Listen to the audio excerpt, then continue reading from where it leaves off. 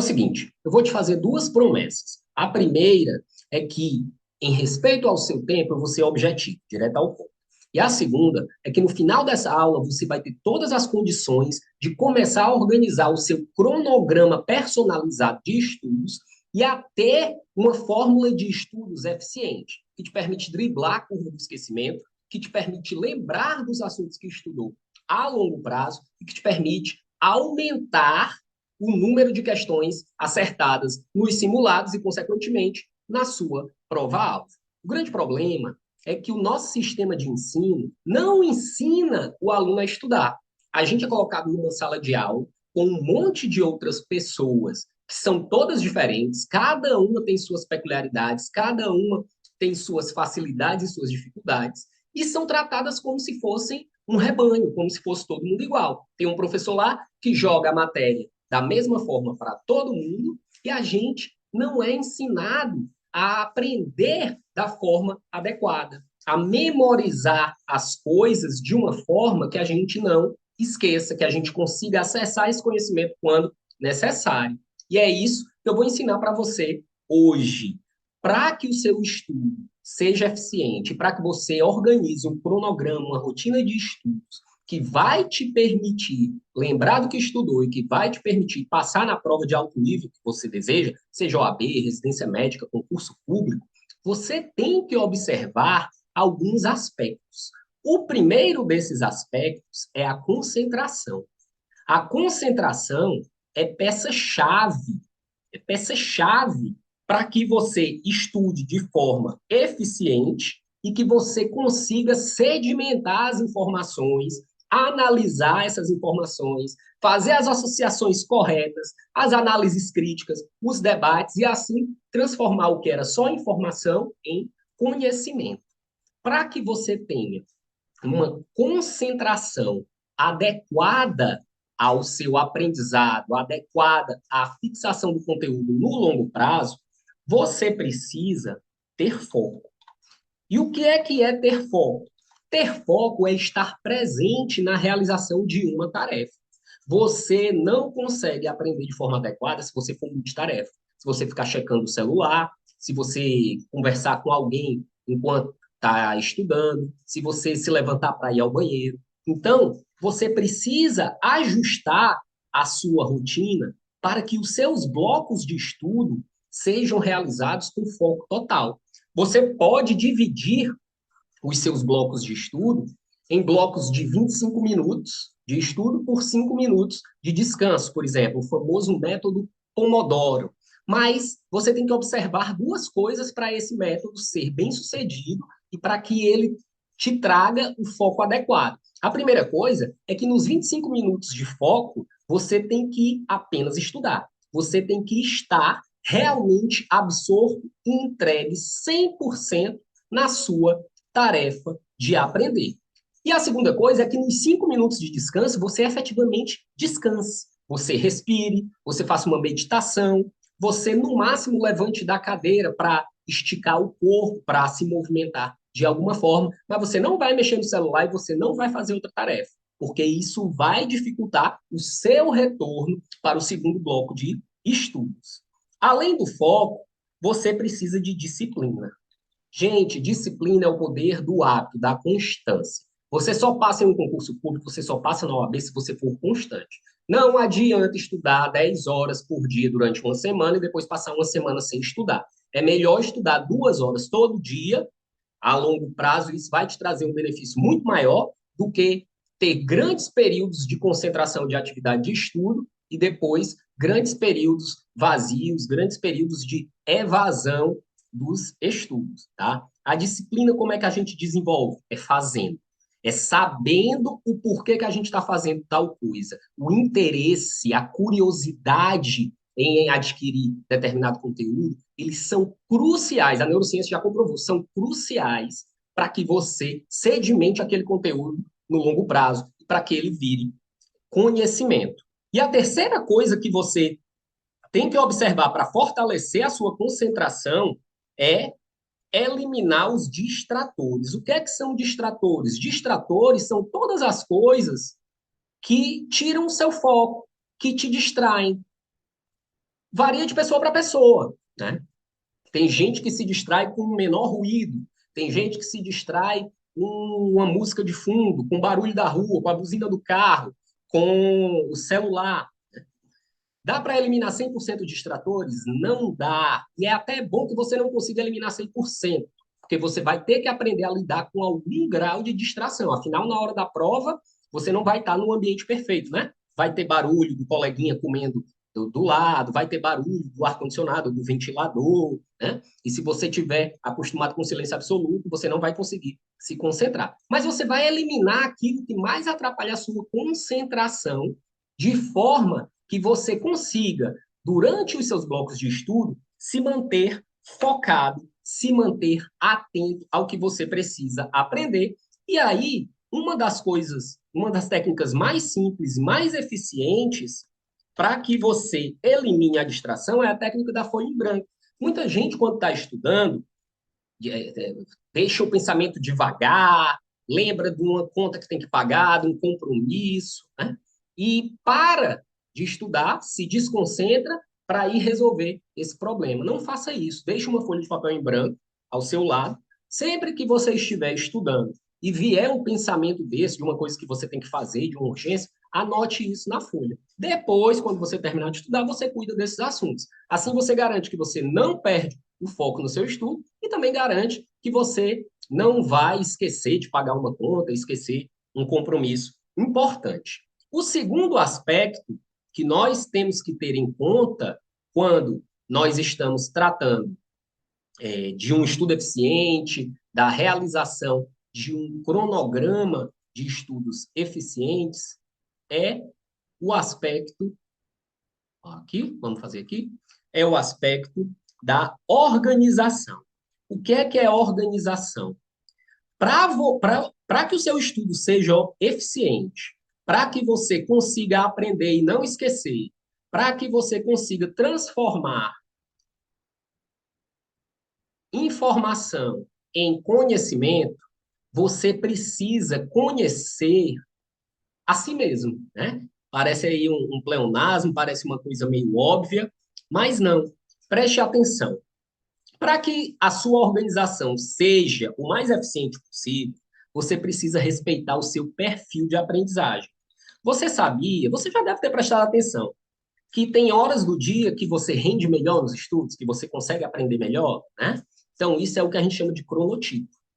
Você também já deve ter prestado atenção que tem mais facilidade ou mais dificuldade de guardar as informações utilizando certas ferramentas. Tem gente que consegue guardar as informações com mais facilidade quando lê em voz alta um texto, por exemplo. Seriam pessoas do tipo auditivo. Tem gente que gosta de trabalhar com planilhas, gráficos, né? Quer dizer, são pessoas visuais. Tem gente que gosta de colocar a mão na massa, de tentar imaginar e aplicar logo na prática a teoria que acabou de estudar. São as pessoas sinestésicas. Então, a partir do momento que você conhece o seu perfil de aprendizagem, que é composto pelo cronotipo, pelo seu sistema principal de aprendizagem, né? Visual, cronotipo, matutino, vespertino, noturno.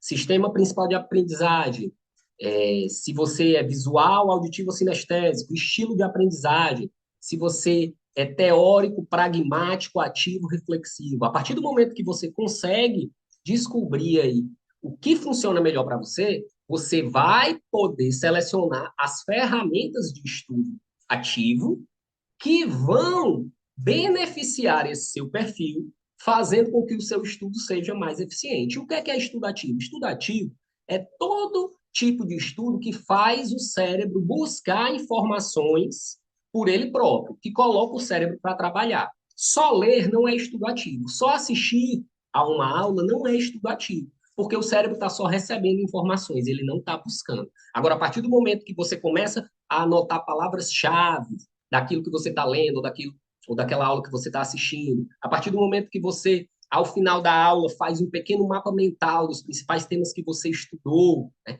Isso daí vai tornando o seu aprendizado mais eficiente. Por quê? Porque exige que o cérebro busque por ele próprio as informações que ele já obteve acesso, que ele já absorveu, que ele processe essas informações e que ele permita que você coloque essas informações no papel, né? Então, conhecendo esse perfil de aprendizagem, você pode começar a planejar a sua rotina de estudos.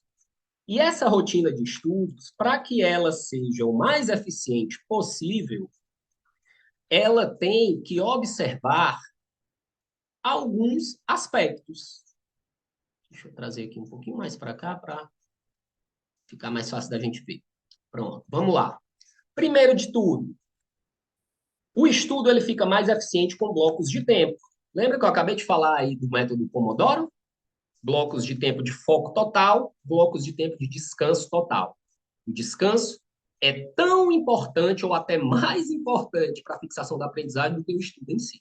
Você só consegue aprender durante o descanso. É durante o descanso que o seu cérebro decide quais são as informações inúteis e as descarta e decide quais são as informações importantes e colabora para que elas se sedimentem no seu cérebro, se sedimentem na sua memória, para que você guarde essas informações com mais eficiência. A segunda coisa que você vai levar em consideração para fazer a sua rotina de estudos é o peso das disciplinas dentro da prova que você quer fazer. Muita gente comete o erro de, vou fazer uma prova, são 10 disciplinas, vou estudar 3 horas por dia cada disciplina. Não faça isso. Porque, de acordo com o edital da sua prova, você vai notar que tem disciplinas que correspondem a 30% da sua nota. Tem disciplinas que correspondem, às vezes, a 40% da sua nota, enquanto outras correspondem a 3%, 5%. Você não vai dedicar o mesmo tempo a uma disciplina de estudo, a uma disciplina que pode te dar até 40% da nota e a outra que vai te dar 3% da nota. Não faz o menor sentido, né? Então, você tem que analisar o peso e a importância das disciplinas para a sua prova e, com isso, dividir as suas horas de estudo de acordo com esse peso e com essa importância. E você tem que analisar também, além do peso das disciplinas em si, a importância dos temas. Dos temas. Por quê? Porque dentro de cada disciplina tem temas que sempre caem e tem temas que nunca caem. Então, por exemplo, você vai fazer uma prova em que direito tributário é muito importante. É muito importante. Responde aí por 20, 30% da prova. E direito penal é pouco importante para essa prova, porque cai apenas questões equivalentes a 3% da nota. Só que se você for observar os temas de cada uma dessas disciplinas, tem um tema lá de direito tributário, que é, por exemplo, a administração tributária, que nunca cai na prova. Nos últimos 10 anos, nos últimos 5 concursos, caiu uma questão. Já em direito penal, crimes contra a ordem tributária, todo ano cai. Então, não faz sentido você perder tempo estudando um tema de direito tributário que nunca cai, mesmo direito tributário sendo muito importante, e deixando de estudar um tema de direito penal que sempre cai, mesmo o direito penal não sendo tão importante. Então, é essa conjugação, esse sopesamento que você tem que fazer. Você tem que dividir suas horas de estudo, tendo em conta o peso das disciplinas, mas você também tem que levar em consideração a importância dos temas, para que você não cometa o equívoco de só estudar, de só estudar de acordo com o peso das disciplinas e, assim, estudar temas que nunca caem, deixando de privilegiar outros que sempre estão presentes na prova. Terceira coisa que você vai fazer quando quiser estudar de forma eficiente. Você tem que saber a melhor forma de absorção do conteúdo. O que é absorver o conteúdo? A absorção acontece quando você tem contato com determinada matéria, com determinado assunto. Essa absorção, para que a informação seja absorvida pelo cérebro, ela precisa passar por um filtro. Esse filtro, ele leva em conta, basicamente, 3 aspectos. Ele leva em conta, ele quer saber se aquela matéria, aquele assunto é interessante, é importante. Ele quer saber se você fica feliz com aquele estudo, se você tem uma emoção positiva ao tratar daquele tema, se de alguma forma aquilo te preenche. E 3, Ele quer saber até que ponto aquela informação é crucial para o seu objetivo. Então, veja, você tem que se colocar numa posição de interesse, de curiosidade, você tem que deixar bem claro para o seu cérebro qual é o seu objetivo ao realizar aquele estudo. Você tem que assimilar hábitos prazerosos ao estudo para que a fixação da matéria se dê de forma mais eficiente. Não adianta estudar com raiva, não adianta estudar bufando porque não gosta de uma coisa, tá? Você tem que associar emoções positivas. Então, por exemplo, tem uma disciplina que você não tem tanto interesse, não gosta muito, pois tente vê-la com curiosidade. Ah, beleza, eu não gosto disso, mas e se eu trouxer isso para um caso concreto que já aconteceu com fulano? Isso começa a te dar uma outra perspectiva. Segunda coisa, coloque junto desse momento de estudo um hábito que seja prazeroso para você. Você gosta de tomar um cafezinho ou gosta de comer uma maçã? Faz assim, sempre que for começar esse estudo, come uma maçã. Isso vai trazer para o seu cérebro a sensação de uma emoção positiva, né? Vai te encher, de certa forma, de dopamina, que é o neurotransmissor que regula as emoções, que regula o humor, o estresse. E assim vai facilitar o teu estudo. Então, para que esse estudo seja eficiente, né, para que essa absorção seja eficiente, você tem que se cercar das ferramentas de estudo ativo, são elas que você vai utilizar. Ah, professor, mas como que eu vou utilizar a ferramenta de estudo ativo se eu não conheço a matéria? O estudo passivo ele vai estar sempre presente. Você vai ter sempre que ler ou que assistir uma aula para aprender alguma coisa. Mas só isso não basta, só isso não é eficiente. Isso daí é o básico, é o primeiro contato que você tem com a matéria. Mas você tem que aprender a fazer anotações eficientes, você tem que aprender a fazer palavras-chave, você tem que aprender técnicas mnemônicas, você tem que aprender a trabalhar com mapas mentais, com flashcards, com auto-podcast, você se grava depois, se escuta, né? Então, todas essas ferramentas que obrigam o cérebro a trabalhar e a buscar a informação que ele já teve contato são ferramentas de estudo ativo e são elas que são as mais eficientes, de acordo com os estudos da neurociência, para o seu aprendizado. Outra técnica muito interessante é a técnica da leitura prévia. Sempre que você for começar a estudar uma matéria nova, ou mesmo quando você for assistir a uma aula, seja na universidade, seja através da internet, de uma matéria nova, você faz uma leitura prévia. E essa leitura prévia é uma leitura superficial. Ela serve para te ambientar, para te dar uma certa familiaridade com o assunto que você vai tratar. Nosso cérebro, ele adora hábitos, ele adora coisas que ele consegue assimilar, associar com situações que ele já conhece. Então, se você faz uma leitura prévia e depois assiste a uma aula sobre o tema, a sua absorção daquele conteúdo vai ser muito mais eficiente. Se você resolve questões sobre o tema que você ainda vai estudar, mesmo que você erre todas as questões, você já conhecia o seu estudo com uma outra visão daquela matéria. Você já sabe o que é mais importante você aprender. E tudo isso facilita. Porque aí, no momento que você vai fazer a leitura, no momento que você assiste a aula, você já não está mais tendo o primeiro contato com a matéria, você já está tendo um segundo contato. Se você resolveu questões, você já está tendo um terceiro contato. E o cérebro gosta de hábito, gosta de repetição. Então, a leitura prévia, ela serve muito bem a esse propósito. Vai ler um texto, dá uma olhada geral, lê o índice, tenta identificar, numa leitura bem superficial, quais são os principais aspectos daquele texto, o que é mais importante. Isso vai te dar um outro norte, um outro viés de aprendizagem. E, por fim, ao fim do bloco de estudos, você tem que fazer um fechamento. O que é o fechamento? O fechamento é o momento em que você mostra para o seu cérebro que você terminou de estudar determinado assunto e que você aponta para ele quais são os temas daquele assunto que você precisa guardar, que são importantes você reter na memória, porque você vai precisar utilizar lá na frente, seja na sua vida profissional, seja para fazer uma prova. E como é que você faz esse fechamento? Você vai se utilizar de ferramentas de estudo ativo. Você vai fazer uma sinopse muito, muito breve, tá? Não é aquele resumo que você coloca tudo o que vem no livro, tudo que vem no texto e nunca mais ler. Isso não adianta, isso não vai servir como ferramenta de estudativo nem de revisão. Você pode fazer palavras-chave, depois fecha o livro e tenta lembrar do conteúdo de acordo com aquelas palavras-chave. Né? Se teve dúvida, volta lá no livro, consulta de novo, fecha de novo. Faz isso. Essa é uma segunda forma de fazer fechamento. Terceiro, você pode fazer um mapa mental. Ah, professor, mas eu não sei desenhar bonito. Não interessa.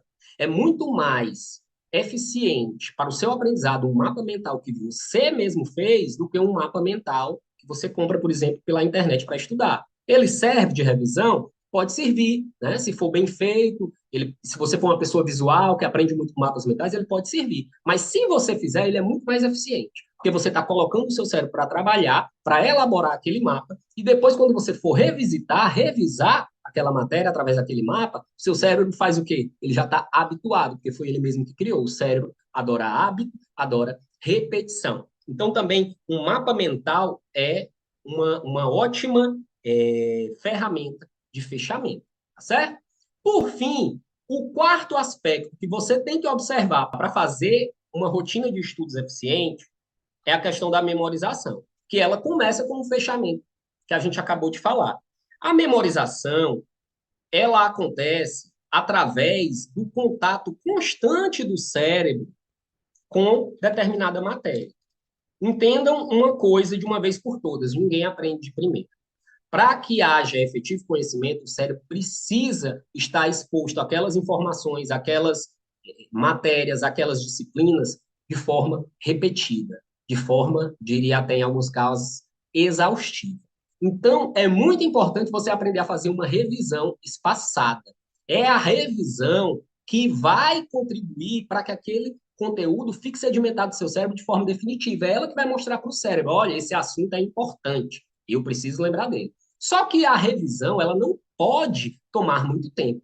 Não adianta você fazer um resumo interminável e gastar o mesmo tempo revisando a matéria, o mesmo tempo que você gastou para aprender, para ter o primeiro contato com aquele conteúdo. Não. A revisão, ela tem que ser muito pontual. Então, ela tem que ser feita da maneira correta, tá? Ela é feita de maneira eficiente quando observa o seu perfil de aprendizagem e inclui as ferramentas de estudo ativo corretas. A revisão é algo para ser feito de forma rápida, 10 minutos, 15 minutos, a depender do tema, do assunto, tá? Não é para estudar tudo de novo. Não faz sentido. Se você fizer isso, você nunca vai conseguir terminar de estudar um programa aí de uma prova na sua vida. E essa revisão, para que ela seja eficiente, ela tem que observar um período correto.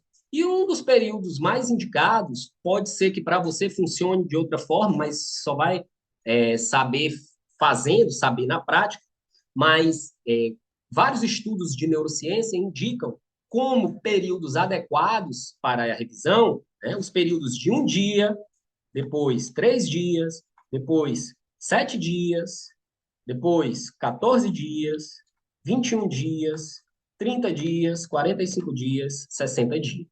Se você utilizar as ferramentas corretas e fizer uma revisão nesses moldes aqui, é bem provável que você chegue ao final dos 60 dias com um novo conhecimento adquirido e fixado na sua caixola, no seu cérebro, tá certo?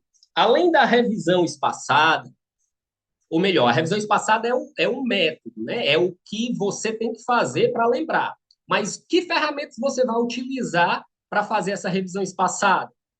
O que eu aconselho é que você mesmo faça o seu material, seu próprio material de revisão, né? Esse material, saiu aqui errado.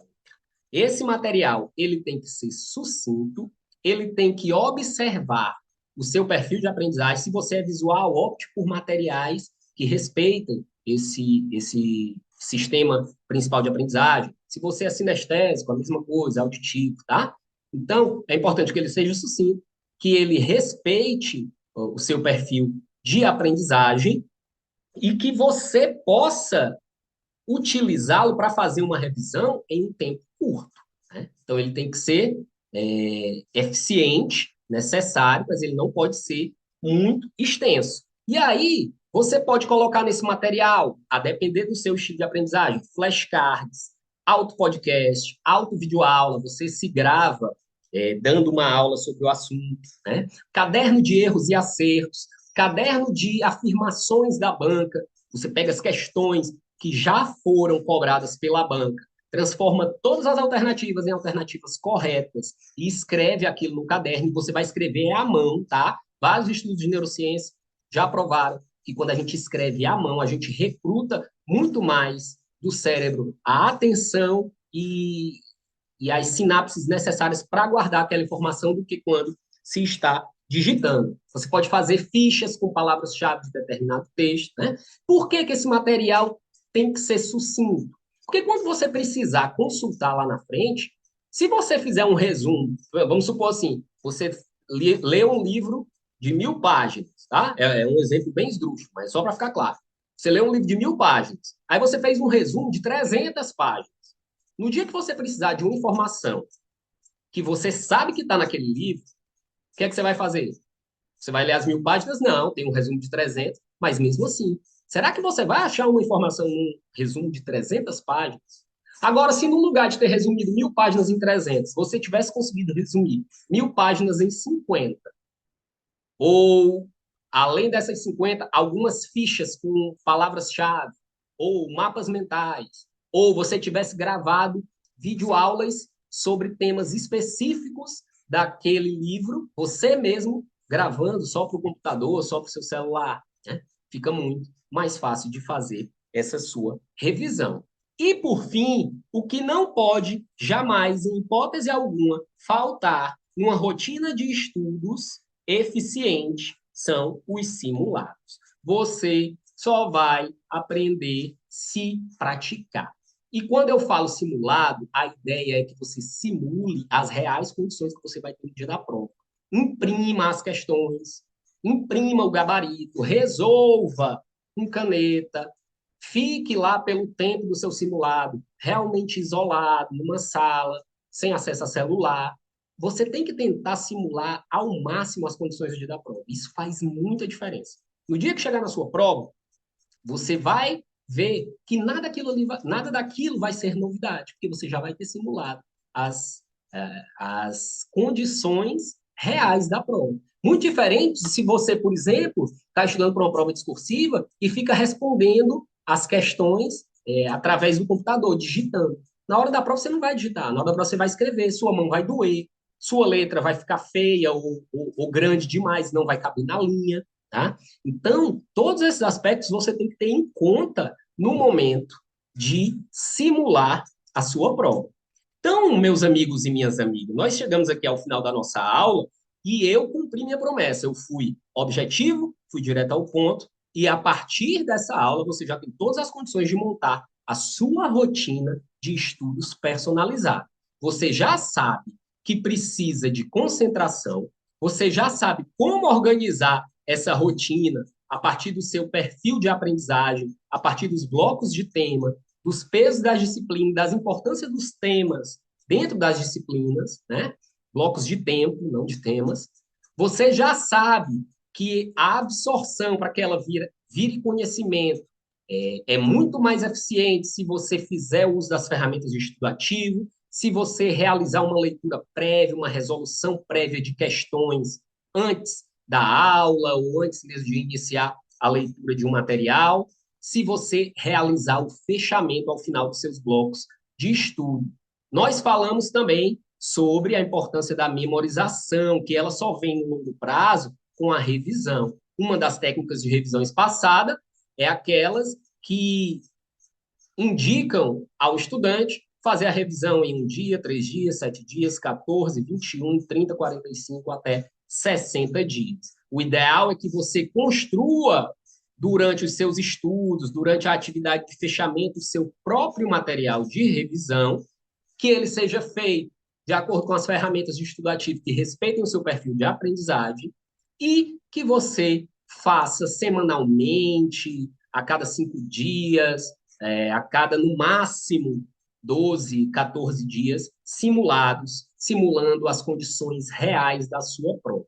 Se você prestar atenção nesses aspectos que eu conversei com você hoje e elaborar sua rotina de estudos, observando todos esses pilares, você vai ser aprovado ou aprovada muito mais rápido do que você imagina e de forma muito mais leve e prazerosa.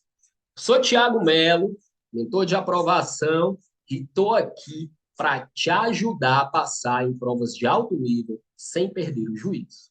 Vamos juntos!